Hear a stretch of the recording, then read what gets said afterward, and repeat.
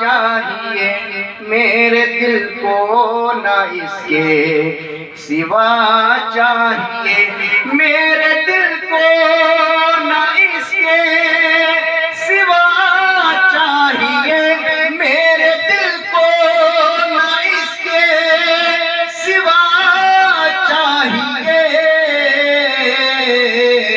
مصطفیٰ مصطفیٰ مصطفیٰ چاہیے مصطفیٰ مصطفیٰ مصطفیٰ چاہیے. اور شعر حاصل کر رہا ہوں سب دیکھیے گا کہ ساری دنیا طلب میں محمد کی ہے ساری دنیا طلب میں محمد کی ہے ساری دنیا طلب میں محمد کی ہے ساری دنیا طلب میں محمد کی ہے اور محمد کو مشکل کشا چاہیے اور محمد کو مشکل کشا چاہیے.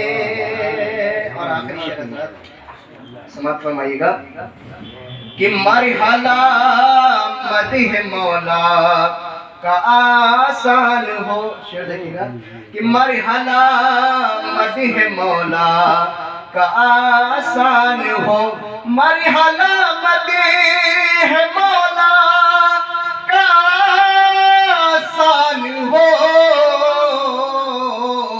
مجھ کو ماں کے لبوں کی دعا چاہیے مجھ کو ماں کے لبوں کی دعا چاہیے. ایک صلوات پر محمد اور ایک مطلب چند اشعار جناب ابو طالب کے حوالے سے فرمائیے گا کہ سوچتا ہوں کیا لکھوں کیا کیا ابو طالب کا ہے. شعر دیکھیے گا کہ سوچتا ہوں کیا لکھوں کیا کیا ابو طالب کا ہے کہ سوچتا ہوں کیا لکھوں کیا کیا ابو طالب کا ہے کربلا شام و نجف کعبہ ابو طالب کا ہے کربلا شام و نجف کعبہ ابو طالب کا ہے. اور شعر دیکھیے گا حضرات کہ کربلا شام و نجف کعبہ ابو طالب کا ہے خانہ معبود میں بیٹا ابو طالب کا ہے کہ خانہ معبود میں بیٹا ابو طالب کا ہے. اب تو ثابت ہو گیا کعبہ ابو طالب کا ہے. اور آخری شعر کہ اب تو ثابت ہو گیا کعبہ ابو طالب کا ہے. اور جو لوگ جناب ابو طالب کو کافر کہتے ہیں ان کے لیے شعر حاضر کر رہا ہوں سماعت فرمائیے گا کہ خانہ معبود میں بیٹا ابو طالب کا ہے اب تو ثابت ہو گیا کعبہ ابو طالب کا ہے. تو اے مسلمانوں محمد نام رکھنا چھوڑ دو اس لیے یہ نام رکھا بھی ابو طالب کا ہے. تو اے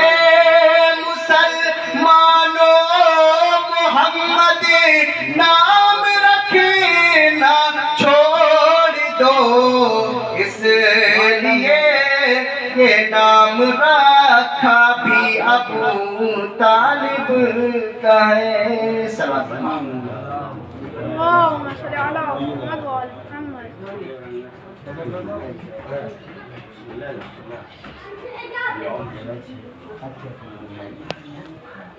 اللهم صل على محمد وعلى محمد. اللہ نے نعت پاک سے اپنے کلام کا آغاز کیا. ایک مطلع اور دو شعر. دیکھیں کہ ایک الفاظ ہے ڈالی، اس کو بھی میں نے اپنا مقصد حل کیا اس سے کہ دیکھیں کہ ڈالی ڈالی کو نئی شان دکھا ڈالی. ڈالی کو نئی شان دکھا ڈالی ہے، اپنے محبوب کی خاطر سے سجا ڈالی. اپنے محبوب کی خاطر سے سجا ڈالی ہے. اور شعر تو بہت ہیں، اس کے میں مقطع اور دو ایک شعر دیکھیں کہ تیرے جانے میں نہیں عرش پر اپنے پیمبر کو درود بھیجیں. اللهم صل على محمد وعلى محمد. کہ تیرے جانے نے سرے عرش اولا حق کے نبی، تیرے جانے نے سرے عرش اولا حق کے نبی عرش پا منزل انسان بنا ڈالی. عرش پا منزل انسان بنا ڈالی ہے. اور عرش پر اپنے پیمبر کو بلا کر ذرہ، عرش پر اپنے پیمبر کو بلا کر ذرہ شان محبوب زمانے کو دکھا ڈالی. شان محبوب زمانے کو دکھا ڈالی. سلام کے اور چاپاشے دیکھیں کہ فضائل علی کے جہاں بولتا ہے، فضائل علی کے جہاں بولتا ہے، یقین تو یقین ہے گماں بولتا ہے. فضائل علی کے جہاں بولتا ہے، یقین تو یقین ہے گماں بولتا ہے. اور فضائل علی کے مراتب علی کے، فضائل علی کے مراتب علی کے زمین تو زمین آسمان. فضائل علی کے مراتب علی کے زمین تو زمین آسمان بولتا ہے. ارے عقل کے ارے دی کے دشمن کہاں کی کہانی کہاں بولتا ہے. ارے عقل کے ارے دی کے دشمن کہاں کی کہانی کہاں بولتا ہے. اور خدا شب معراج کا سلسلہ شیخ حاضر کراؤں کہ خدا اس طرف ہے، خدا اس طرف ہے نبی اس طرف. خدا اس طرف ہے نبی اس طرف ہے، کوئی نہ کوئی درمیاں بولتا ہے. خدا اس طرف ہے نبی اس طرف ہے، کوئی نہ کوئی درمیاں بولتا ہے. کوئی نہ کوئی درمیاں بولتا ہے. اور علم ایسا خیبر میں گاڑا علی نے، علم ایسا خیبر میں گاڑا علی نے، علم تو علم ہے نشاں بولتا ہے. علم تو علم ہے نشاں بولتا ہے. اپنے بچوں کے لیے ایک شعر میں اور قبلہ بالکل نیا قافیے کے ساتھ. ابھی تک اردو لغت میں یہ قافیہ نہیں آیا ہے جو میں نے پیش کیا. حاضر کرتا ہوں کہ وہ کیسے پڑھے گا، وہ کیسے پڑھے گا، وہ کیا کچھ پڑھے گا. وہ کیسے پڑھے گا، وہ کیا کچھ پڑھے گا، جو اردو زبان کو جبا بولتا ہے. وہ کیسے پڑھے گا، وہ کیا کچھ پڑھے گا، جو اردو زبان کو جبا بولتا ہے. اور ہے ذرہ کی چرچا یہاں سے وہاں تک، ہے ذرہ کا چرچا یہاں سے وہاں تک، زمین تو زمین آسمان بولتا ہے. زمین تو زمین آسمان بولتا ہے. میں عزت و احترام جناب قبلہ مولانا شمی مدر صاحب سے درخواست گزاروں کو تشریف لائیں اور نمبر 50 اللهم صل على محمد وعلى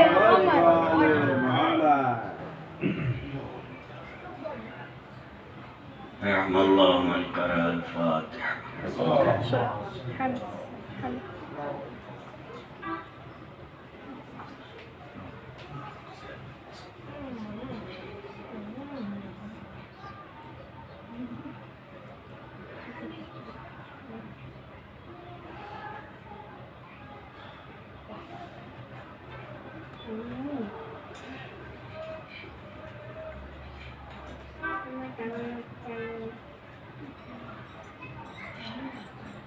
حول ولا قوة إلا بالله العلي العظيم. أعوذ بالله السميع العليم من الشيطان اللعين الرجيم. بسم الله الرحمن الرحيم.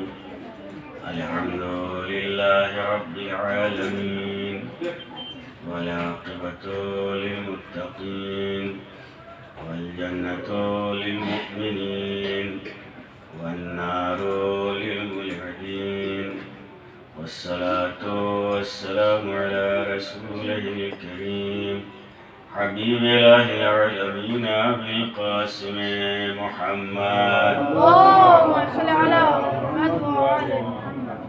والصلاة والسلام على الطيبين الطاهرين المعصومين المظلومين لا سيما وعبد الله الحسين الشهيد بكربلاء ولعنة الله على أعدائهم ومنكر فضائلهم وغاصب حقوقهم أجمعين من ليلنا هذا إلى قيام يوم الدين. أما بعد فقد قال الإمام الحسين عليه السلام إني لم أخرج أشرا ولا بطرا ولا مفسدا ولا ظالما إنما خرجت لطلب الإصلاح في أمة جدي وأريد أن آمر بالمعروف وأنهى عن المنكر وأسير بسيرة جدي وأبي. صلوات اللهم صل على محمد وعلى محمد. ایک اور صلوات پڑھ دیں اللهم صل على محمد وعلى محمد. شب جمعہ مہینے کی پہلی شب جمعہ ہمارے اور آپ کے علاقے میں جو نوچندی جمعرات کے نام سے مشہور ہے اور کربلا کی سرزمین حسین مظلوم سے منسوب اور اس کربلا کا مقصد خود امام حسین علیہ السلام اپنے اس بیان میں ارشاد فرماتے ہیں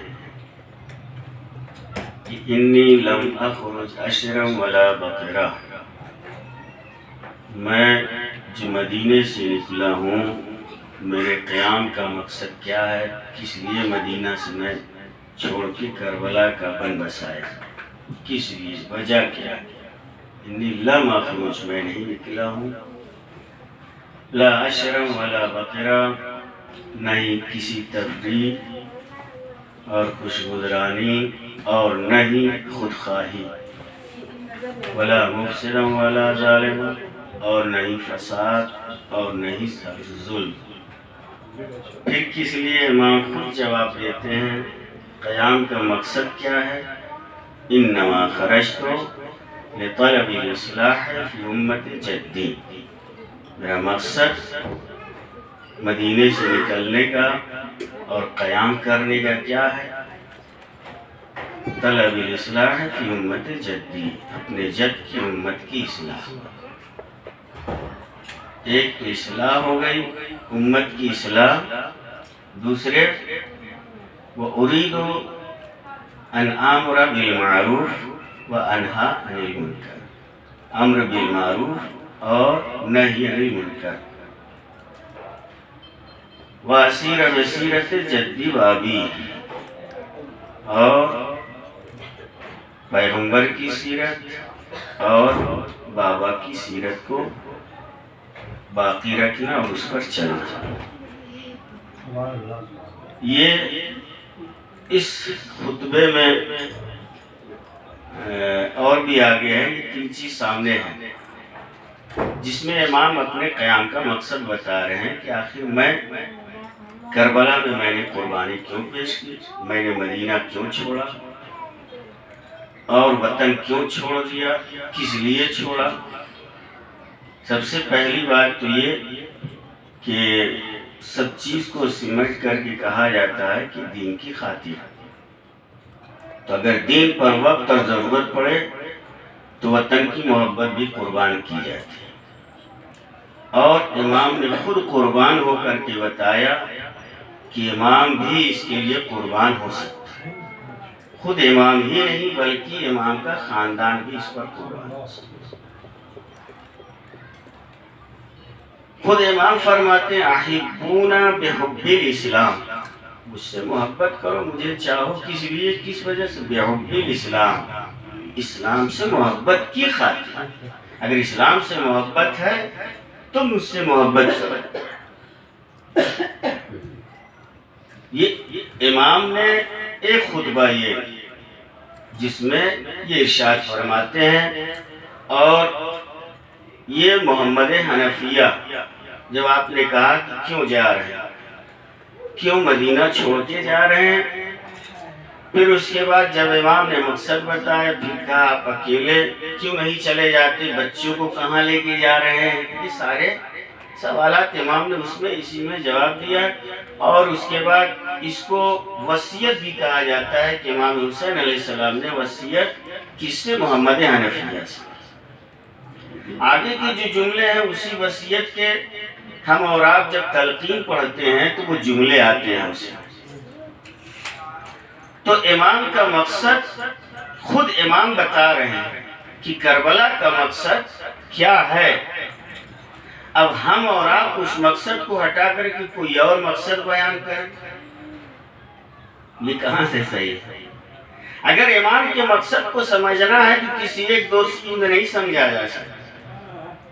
امام کے مقصد کو، قیام کے مقصد کو اور قربانی اور کربلا کے بن بسانے کا مقصد جو ہے سمجھنا ہے کہ امام حسین نے جس دن سے مدینہ چھوڑا ہے اور کربلا کے آخری خطبہ جو امام عمر سعد کو مخاطب کر کے دیا ہے، ان سارے خطبات اور اقوال کو پڑھے تب جا کے سمجھ میں آئے گا کربلا کا مقصد کیا.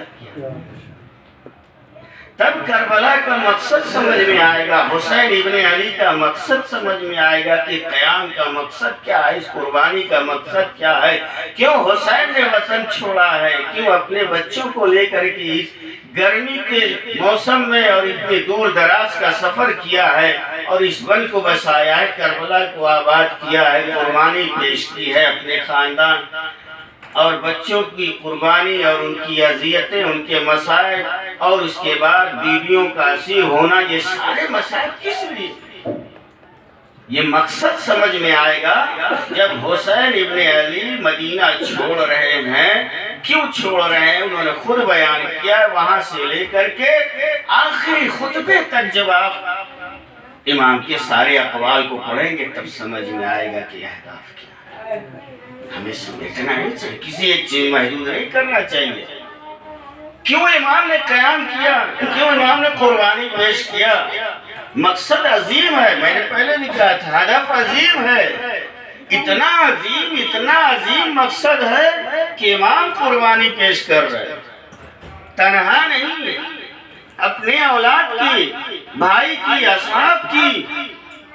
یہ قربانی کوئی معمولی قربانی نہیں ہے، کوئی اس سے عظیم ہدف تھا جس کی قربانی، جس کے لیے امام نے قربانی پیش کی. اور ہم جب دیکھتے ہیں مقاصد قیام یا مقاصد قربانی یا کربلا کے مقصد، تو دشمن یہ کہتا ہے کہ حسین ابن علی حکومت کی خاطر شخصی ہدف بیان کر دیا. دشمن اسی نے یہ دشمن نے کہا تو شہزادوں کی جنگ دیکھ رہے نا. یعنی اصل ہدف جو امام کا تھا ایک جملے میں پورے ہدف کو موڑ دیا. اگر امام کا ہدف اور مقصد حکومت ہوتی تو امام ایک لشکر لے کے آتے، بیوی بچے اور عورتوں اور چھوٹے چھوٹے بچے اور شیرخوار کو نہیں لے کے آتے. جنگ کے میدان میں لشکر لے کے آیا جاتا، اسلحے ہوتے ہیں، شیرخوار بچوں کو نہیں لایا جاتا، بیویوں عورتوں کو نہیں لایا جاتا. جبکہ حسین ابن علی نے خواتین کو ساتھ میں لیا، چھوٹے چھوٹے بچوں کو لیا، لشکر نہیں آمادہ کیا. بس وہی ساتھ میں آئیں گے جو اس عظیم ہدف کے لیے قربانی دے سکتے ہیں. ان کے نزدیک حیات کوئی چیز ہی نہ ہو. ایسے لوگ وہاں جائیں گے، اس لیے کہ عظیم ہدف ہے، عظیم مقصد ہے. ہر ایک کی قربانی وہاں قابل قبول بھی نہیں ہے. یہ نہیں ہو سکتا جو چاہے چلا جائے. جائے گا کون؟ السلام علیکم یا اولیاء اللہ. جو اولیاء الہی ہوں گے وہ آئیں گے یہاں پہ. اصحاب حسین وہ ہیں جو اولیاء الہی ہیں. یہاں پہ اس عظیم مقصد میں ہر ایک کی قربانی قابل قبول نہیں ہے. جو اولیاء الہی ہوں گے ان کی قربانی قابل قبول. تو دشمن بھی ہے، نادان دوست اور محب جو ہے اس نے بھی ہدف موڑا کہ حسین ابن علی نے قربانی پیش کیا کس لیے؟ امت کو بخشوانے کے لیے. آپ انصاف سے بتائیے امام حسین کی عظیم قربانی کس لیے؟ یہ امت جو گنہگار، جو بے دین، صرف نام کا دیندار، ایسی امت کی بخشش کے لیے امام عظیم قربانی پیش کرے. میں لفظ استعمال نہیں کر سکتا. ایسے لوگوں کی بخشش ہم سماجی معاشرے میں دیکھ رہے ہیں. کیسی امت ہے، کیسے لوگ ہیں. لوگ شامل کرنے کو تو امت میں شامل ان کو بھی کرتے ہیں، یزیدیوں کو بھی. جنہوں نے حسین کو قتل کیا ہے وہ بھی امت میں ہیں، ان کی بخشش انہی کی طریقے سے. عجیب فلسفہ ہے. یہ نادان دوست چاہنے والے ہیں حسین ابن علی کی، محب ہیں، لیکن انہوں نے مقصد نہیں سمجھا قربانی. کہہ دیا بخشش کے لیے. کیا حسین ابن علی اگر قربانی پیش نہ کرتے تو بخشوا نہیں سکتے تھے؟ بخشوا سکتے تھے.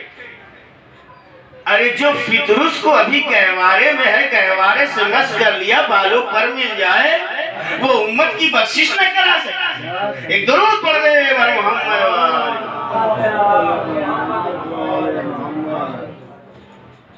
یہ حسین ابن علی کی قربانی کا ہدف ایک امت کی بخشش میں محدود کر دیا.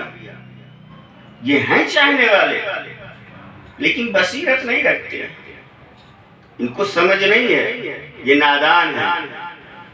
اب نادان دوست جو ہے اس کی بہت سی مثال ہمارے سماجی معاشرے میں بھی بے شمار ہے کہ وہ دوست، وہ چاہنے والا کہ جس کو تمیز نہیں ہوتی ہے، جو نادان ہوتا ہے، وہ بہرحال اس محبت اور دوستی میں کبھی کبھی ایسا برا کر دیتا ہے کہ اتنا برا دشمن بھی نہیں کرتا. یہ چاہنے والے جن کے اندر بصیرت نہیں ہوتی ہے، وہ چاہنے والے کسی کام کے نہیں. تاریخ میں بہت سے ایسے واقعات مشہور ہیں، موجود ہیں. اسی امام حسین جو راہ کوفہ کو طے کر رہے تھے، مکہ چھوڑ کر کے ادھر سے فرزدق کوفے سے جا رہے تھے. فرزدق جو شاعر اہل بیت ہے، آپ نے بارہا نام سنا ہوگا. امام سے ملاقات ہوئی راستے میں تو امام نے پوچھا فرزدق کوفے کے کیا حالات ہیں، کیا حالات ہیں. فرزدق نے 2 جملے میں بیان کر دیا.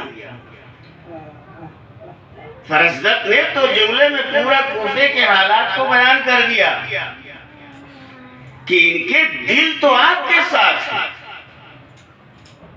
ان کے دل آپ کے ساتھ ہیں، آپ کو چاہتے ہیں، محبت ہے، لیکن تلوار بنی امیہ کے ساتھ، ابن زیاد کے ساتھ.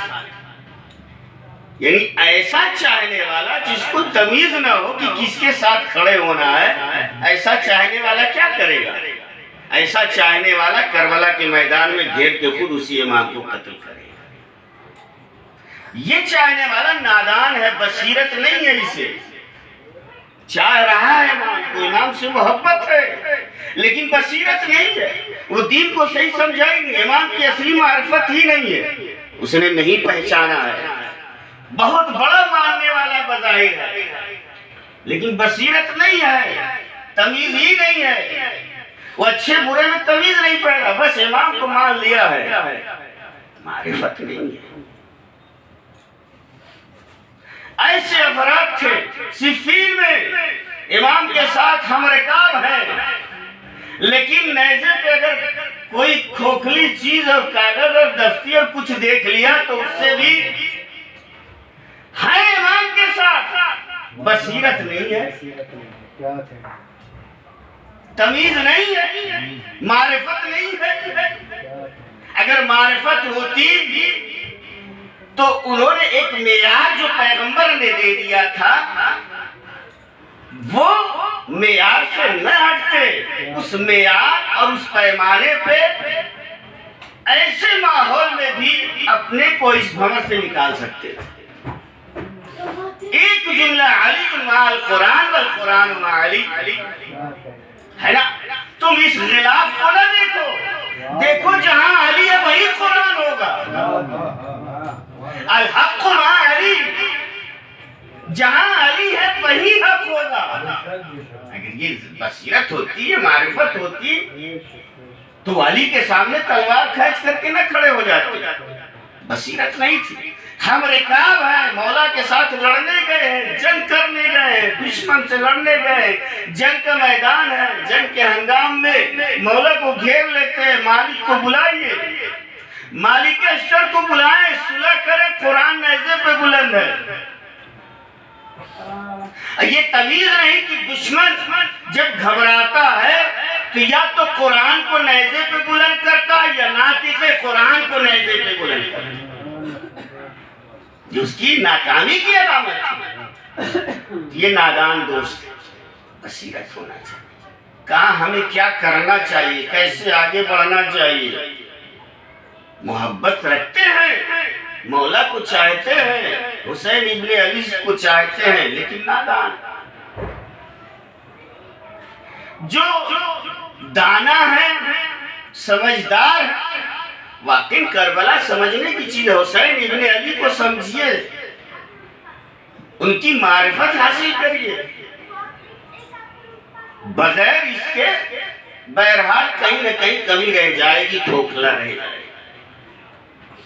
یہ ذہن میں بات رہے، جو چاہنے والے ہیں انہوں نے بھی کبھی کبھی ایسے جملے، دانا ہے، چاہنے والے ہیں، عقل مند ہیں، صاحب بصیرت ہیں، اس کے باوجود مقصد حسین ابن علی کو محدود کر دیتے۔ بھئی یوں کہا جائے مقاصد امام حسین کو کسی ایک مقصد میں محدود کر دیتے۔ مسئلہ دیکھیے، لفظ صحیح ہے لیکن اس سے میسج اور فائدہ غلط اٹھایا جا رہا ہے۔ مثال کے طور پر امام حسین علیہ السلام نے قربانی دیا ہے، کیا صرف رونے کے لیے دیا ہے؟ قربانی جو امام نے دیا اتنی عظیم قربانی کہ میرے چاہنے والے صرف روئے، صرف نہیں ہے، لفظ صرف ہٹا دیجئے، لفظ صرف کو ہٹا دیجئے۔ اب ہمیں ہمارے ذہن کو جو موڑا جاتا ہے کہ ہم تو پیدا ہی ہوئے رونے کے لیے، یعنی اپنی خلقت کا مقصد صرف گریہ بیان کرنا۔ قرآن کہہ رہا ہے وَمَا خَلَقْتُ الْجِنَّ وَالْإِنسَ إِلَّا لِيَعْبُدُونَ، آپ مقصد بیان کر رہے ہیں کہ ہم صرف گریہ کے لیے پیدا ہوئے۔ کہاں سے صرف لے کے آیا، کہاں سے لائے؟ آپ کی زندگی کا ہدف، مقصد کیا ہے؟ عبادت ہے۔ بس اب لفظ کو اور سمیٹ کے آپ کے لیے کہہ دوں، صرف رونے کے لیے نہیں پیدا ہوئے، عبادت کے لیے پیدا ہوئے۔ عبادت صرف رونا نہیں ہے، عبادت بہت سی ہے، ان عبادتوں میں ایک عبادت رونا بھی ہے۔ ایک درود پڑھے محمد ہدف کو محدود نہ کریں، قرآن کے مخالف ہو جائے گا، صرف ہٹا دیجئے۔ حسین ابن علی نے جو مقاصد بیان کیے ان مقاصد میں سے کیا ہے؟ بات کو سمیٹ رہا ہوں میں۔ امام نے پہلی بات کیا کہی کہ میں تفریح اور خودخواہی اور خوشگذرانی کے لیے نہیں نکل رہا ہوں. اگر کوئی اس کے لیے نکلتا ہے تو اس کے لیے بہترین موسم، بہترین جگہ اس طریقے کی ڈھونڈتا ہے. اور ولا ظلم مفسدم ولا ظالم، نہیں فساد ہے نہیں ظلم ہے. اگر وہ ہوتا ہے تو انسان طاقت کے ساتھ نکلتا ہے، لشکر کے ساتھ نکلتا ہے. امام جو ہے اپنے ساتھ خواتین کو لیے، چھوٹے چھوٹے بچوں کو بھی لیے. بلکہ کیا امام کہہ رہے ہیں انما خرجت لطلب اصلاح فی امت جدی. میں کس لیے نکلنا مدینے سے؟ کس لیے نکلا؟ امت، کس کی امت؟ جد کی امت، نانا رسول اللہ کی امت کی اصلاح کی خاطر. امام کہہ رہے ہیں ہم اصلاح کی خاطر نکل رہے ہیں، امت کہہ رہے ہیں کہ امت کو بخشوانے کے لیے نکل رہے ہیں. امام خود جو قیام کر رہا ہے، اپنے قیام کا مقصد بتا رہا ہے کہ میں نانا رسول اللہ کی امت کی اصلاح کی خاطر قیام کر رہا ہوں. اور امت کہہ رہی نہیں اصلاح کی خاطر نہیں ہے، بخشش کے لیے نکلے ہوئے، بخشش کے لیے قربانی. تو یہ امام نے خود بیان کیا کہ اصلاح کی خاطر. اب اس میں بھی دیکھیے قرآن کی آیت کریمہ ہو یا احادیث ہو، ان کی ایک آیت دوسرے آیت کی تفسیر کرتی ہے، وہ بہترین تفسیر مانی جاتی ہے. حدیث بھی ایک حدیث دوسری حدیث کی تفسیر کرتی ہے. یہاں اصلاح سے مراد یہ نہیں ہے اخلاقی اعتبار سے. بہت سے افراد سمجھتے ہیں اصلاح یعنی کوئی ایسی اخلاقی خرابی تھی اس کے لیے امام نے قیام کیا. اتنا عظیم مقصد اس کو ایک ہے، اخلاقی اعتبار سے جو برائیاں پھیلی تھی اس کے لیے امام نے قیام کیا اور قربانی پیش کی. امام کے عظیم مقصد کو وہ خلاصہ کر رہے ہیں کس چیز میں؟ اخلاقی لحاظ سے اصلاح. ایسا نہیں ہے، امام کا یہاں قول مطلق ہے، مطلق ہے. صرف اخلاقی اصلاح نہیں تھی، اس میں اصلاح سب سے بڑی عقیدے کے لحاظ سے ہے. رسول کی امت اس وقت تک اتنی بگڑ چکی تھی کہ اسے حق و باطل میں تمیز نہیں رہ گئی.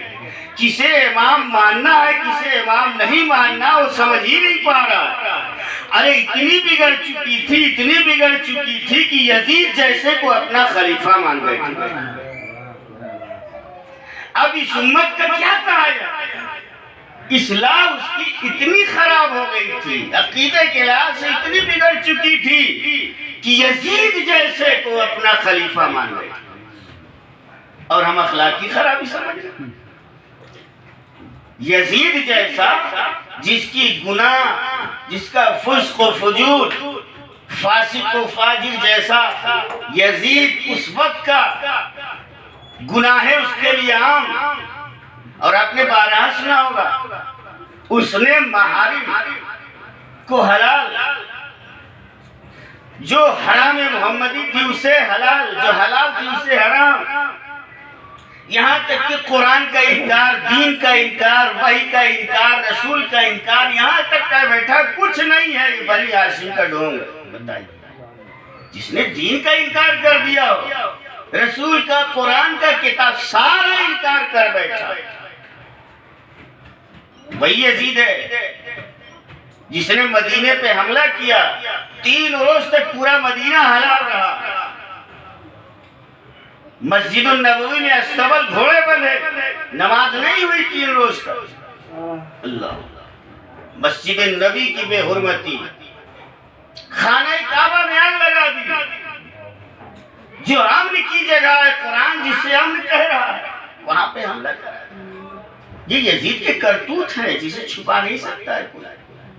آیا ہے اتنا گمراہ کر چکا تھا، اتنا گمراہ کر چکا تھا، اور امت اتنی گمراہ ہو چکی تھی کہ ایسے کو اپنا خلیفہ مان بیٹھے. تو سب سے بڑی اصلاح امام کی اس لحاظ سے تھی. تم کسے خلیفہ مان رہے ہو؟ کون ہے؟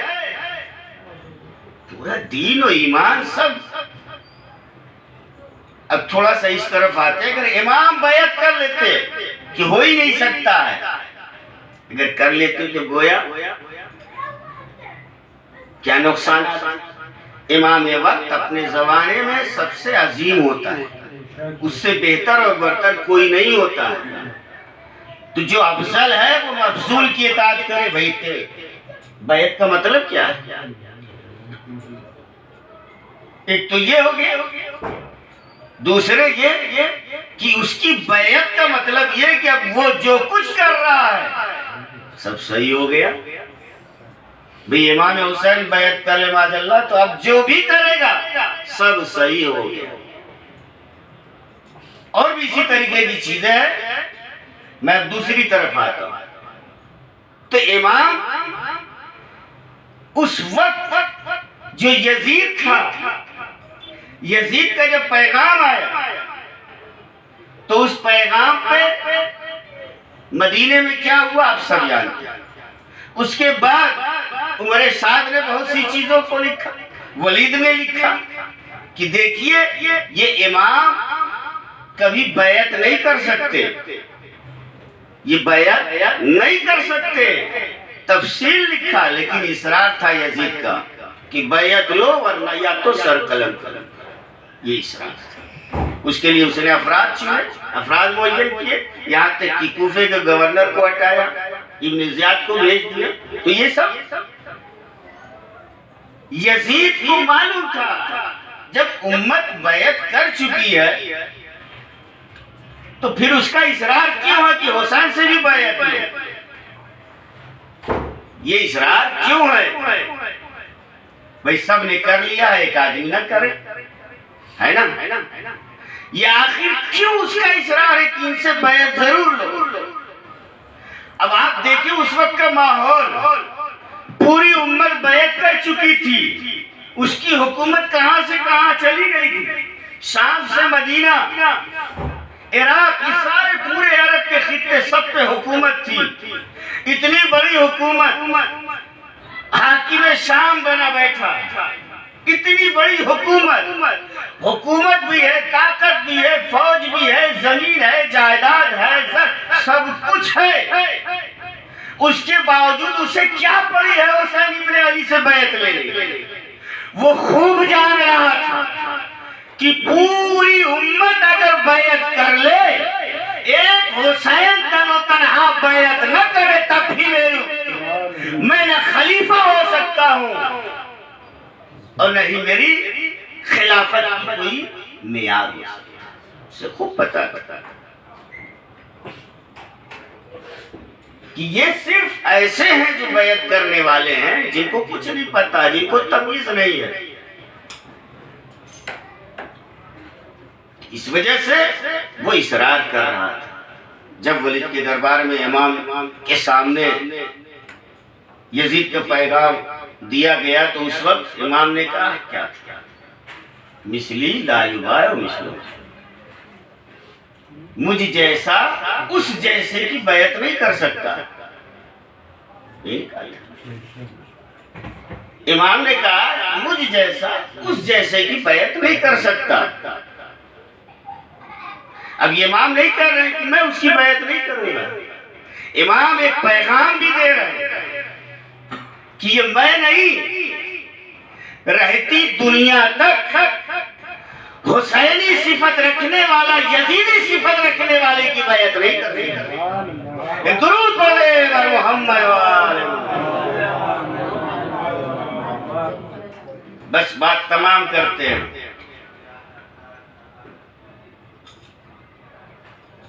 امام حسین علیہ السلام نے کیوں قربانی پیش کی؟ اصلاح، امت کی اصلاح، اور اس کے بعد امر بالمعروف اور نہی عن المنکر کی. ہم اور آپ زیارت میں پڑھتے ہیں، زیارت وارثہ میں، اس میں بھی کہتے ہیں، اس میں بھی ذکر ہے کہ ہم گواہی دیتے ہیں کہ آپ نے امر بالمعروف کیا، نہی عن المنکر کیا. یہ ہے نا، امام حسین علیہ السلام نے دوسرا اسی خطبے میں دوسرا مقصد بیان کیا ہے کہ میرا یہ مقصد ہے۔ اب جو بھی امر بالمعروف نہی عن المنکر کرے سمجھ لیے مقصد حسین ابن علی کو اس نے زندہ کیا۔ اور یہ بات ذہن میں رہے کہ جب تک انسان امر بالمعروف نہی عن المنکر نہیں کرتا ہے تب تک معاشرے میں بڑا اچھا مانا جاتا ہے، بڑا شریف ہے، بڑا اچھا ہے، کیا کہنا ہے، بہت بہترین آدمی ہے وہ۔ لیکن جہاں اس نے امر بالمعروف نہی عن المنکر کیا، جو الہی منصب رکھنے والوں کی صفت تھی، کام تھا ان کا، جہاں اس نے یہ شروع کیا بس تانے شروع، مغرور ہو گیا، گھمنڈی ہو گیا، تم کون ہوتے مجھ پہ آرڈر دینے والے، وغیرہ وغیرہ۔ ہوتا ہے سماج و معاشرے، لیکن دین اسی کے ذریعے سے زندہ اور باقی ہے، ورنہ سماج و معاشرے سے خوف ختم ہو جائے گا۔ ابھی ہمارے اوراق یہ سب جگہ سماج و معاشرے میں جو باقی ہے اور دین کا خیال رکھا جاتا ہے، اسی وجہ سے کچھ خوف ہے، کچھ شرم و حیا ہے، ان چیزوں کی وجہ سے فلاں صاحب کو دیں گے، فلاں صاحب کہیں گے غلط ہے، حرام ہے، کیسے کروں، یہ ساری چیزیں ہیں جس کی وجہ سے کم از کم دین پہ عمل ہے۔ جب تک کوئی امر بالمعروف نہی عن المنکر نہیں کرتا بڑی تعریف ہوتی ہے۔ پیغمبر اکرم مکے میں جب تک آپ نے اعلان رسالت نہیں کیا تھا تب تک صادق بھی ہیں، امین بھی ہیں، ساری صفتیں وہی کفار مکہ۔ لیکن جس دن سے انہوں نے تبلیغ شروع کی، امر بالمعروف نہی عن المنکر شروع کیا، اب معاذ اللہ ان کو ساحر بھی کہا جانے لگا، جادوگر بھی کہا جانے لگا، معاذ اللہ انہیں دیوانہ بھی کہا۔ یہ کہاں گئے؟ تو معلوم یہ ہوا کہ جب تک امر بالمعروف نہی عن المنکر نہ کرے انسان تب تک اس کی تعریف ہوتی رہتی، جہاں شروع کرتا ہے پھر وہ ساری تعریفیں انسان کی بنتی۔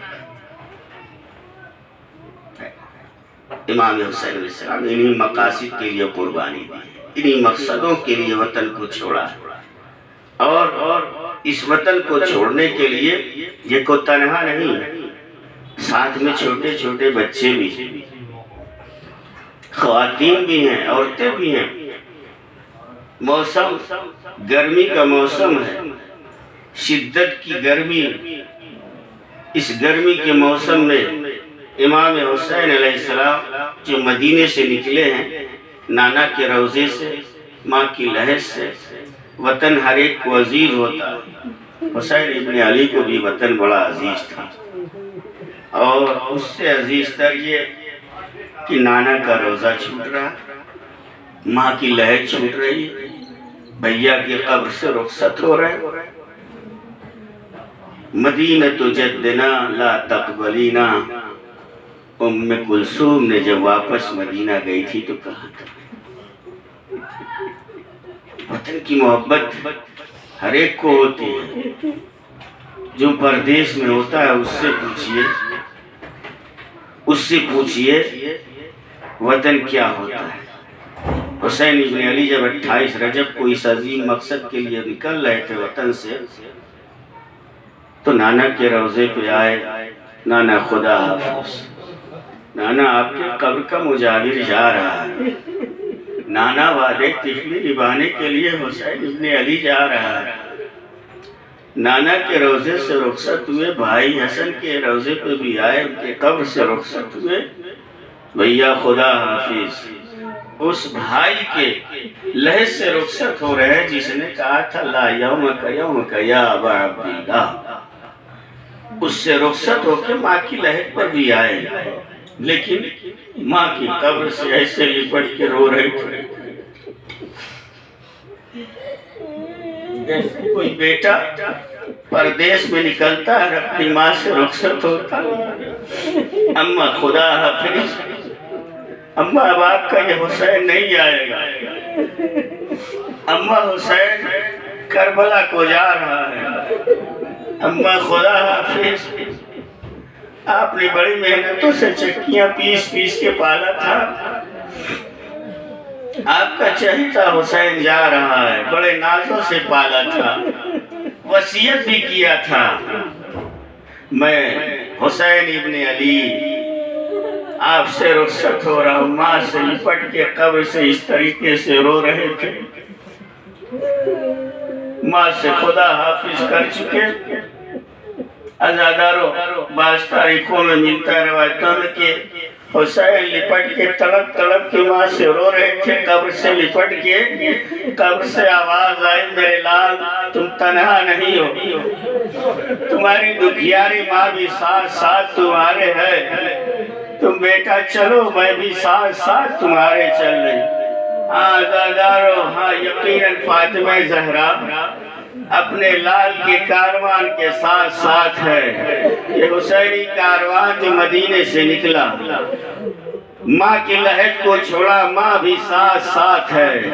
ہاں عزادارو، کہاں کہاں ساتھ ہے، آپ بھی دیکھ رہے کہ شب عاشور صحابی امام حسین جب پشت خیمہ پہ گئے تو مڑ مڑ کے دیکھ رہے تھے، اور عجیب انداز میں تو حسین نے پوچھا کیا دیکھ رہے، تو کیا کہا ایسے کوئی بیوی کی رونے کی آواز آ رہی ہے، جیسے کوئی ضعیفہ اپنے جوان لال پہ روتی ہے۔ تو حسین نے کہا کہ تو نے نہیں پہچانا، یہ میری دکھیاری ماں ہے، یہ میرے ساتھ ساتھ مدینے سے آ رہی ہے۔ آزادارو، یہ ماں ہے جو حسین کے مقتل کو صاف کر رہی ہے کہ ہاں میرا لال یہاں پہ گرے گا۔ عزادارو، اس ماں نے بڑے نازوں سے حسین کو پالا تھا، اور وہی حسین 3 روز کا بھوکا اور پیاسا اسی سرزمین پر قتل ہوا۔ میرے لال حسین، دکھیاری ماں تیرے ساتھ ساتھ ہے، کربلا میں بھی رو رہی ہے۔ ہاں عزادارو، شاعر نے کیا کہا، اچھا میرے لال حسین کہاں کہاں تمہیں ماں روئے گی۔ ہاں عزادارو، کربلا ہی میں نہیں بلکہ یہ جب کربلا سے لٹا ہوا قافلہ شام کی طرف جانے لگا، تب بھی یہ ماں ساتھ ساتھ جا رہی ہے۔ ارے اس کی گواہی اس واقعے سے ہے کہ جب سکینہ پشت شتر سے گر گئی، سر حسین رک گیا، شمر آگے بڑھا، تازیانہ لہراتے ہوئے چوتھے امام کی آنکھوں میں آنسو۔ بابا اب ظلم سہا نہیں جاتا، بابا آپ کا سر کیوں رک گیا؟ سر حسین سے آواز آئی، میرے لال میری بیٹی سکینہ قافلے سے بچھڑ گئی ہے، میرے لال میں کیسے اپنے بیٹی کو چھوڑ کے آگے بڑھوں؟ عزادار سید سجاد جناب زینب پیچھے واپس جاتی ہے، کیا دیکھا سکینہ کو ایک نقاب پوش بیوی لیے بیٹھی ہے، سکینہ کو سمجھا رہی ہے۔ زینب آگے بڑھی، اے بی بی تو کون ہے؟ ارے جیسے ہی زینب نے اماں کو دیکھا، ماں سے لپٹ گئی۔ اماں اس وقت کہاں تھی؟ سَيَعْلَمُ الَّذِينَ ظَلَمُوا أَيُّ مُنقَلَبٍ يَنقَلِبُونَ